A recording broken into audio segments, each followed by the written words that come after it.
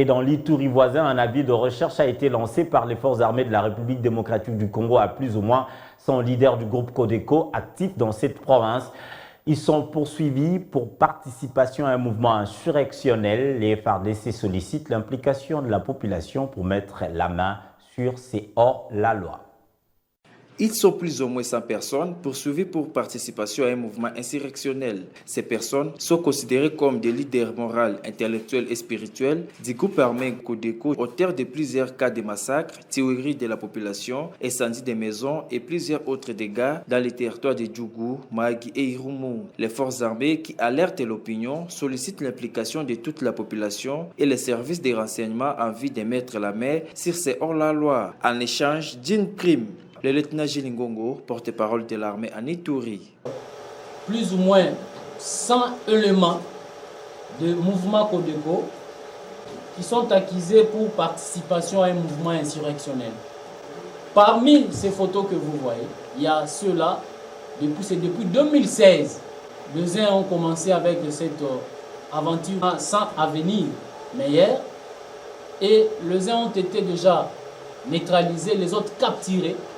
Et même les uns se sont rendus aux forces armées suite à la pression militaire exercée sur ces hors-la-loi, mais aussi à l'appel des communautés, à l'appel des politiciens, à l'appel de toute la communauté iturienne à la paix et à la désolidarisation de ces mouvements. Un acte salué par l'UNADI, une structure qui encadre les communautés en Ituri. Javiane Ekwale, son président, promet son soutien au FARDC pour mettre la main sur ces personnes afin d'espérer au retour de la paix en Ituri.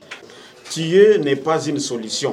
Si ils ont besoin de faire l'armée, d'ailleurs, c'est la phase de recrutement. Qu'ils viennent et puis qu'ils puissent suivre une bonne formation dans l'armée de la République démocratique du Congo et non pas. En dépit de cet avis de recherche, le FARDC ne désarme pas et continue de traquer le rebelle de ce mouvement insurrectionnel. Elles ont lancé la deuxième phase des opérations Zaboura et à Ituri. Au moins 70 personnes ont succombé, dont 64 assaillants et 9 éléments de FARDC. On compte aussi plusieurs blessés et de nombreuses armes récupérées. Le lieutenant Jules Ngongo, porte-parole de l'armée en Ituri, se félicite du déroulement de ces opérations.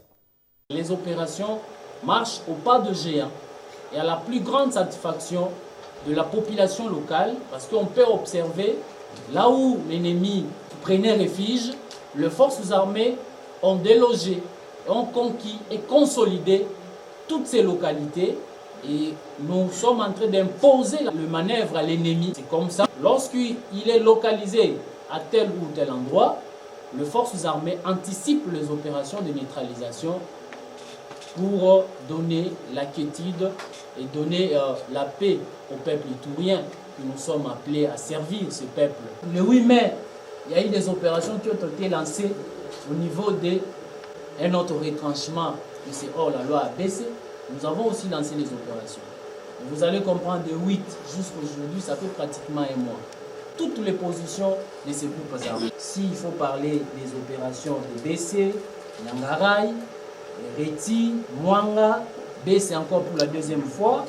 Au total, dans ces opérations menées contre toutes les positions des groupes armés Codeco, nous avons le bilan côté ennemi, nous avons neutralisé 64 éléments et plusieurs blessés du côté ennemi. Les armes, nous avons récupéré au moins 12 armes de type AK-47, donc prenez de là jusqu'aujourd'hui.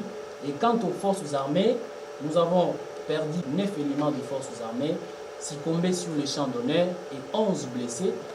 Voilà, si nous pouvons dire jusque-là le bilan que nous détenons, hormis certaines localités où l'ennemi était en errance, que toutes ces localités sont consolidées par votre armée et nous pouvons voir la vie timidement regagner.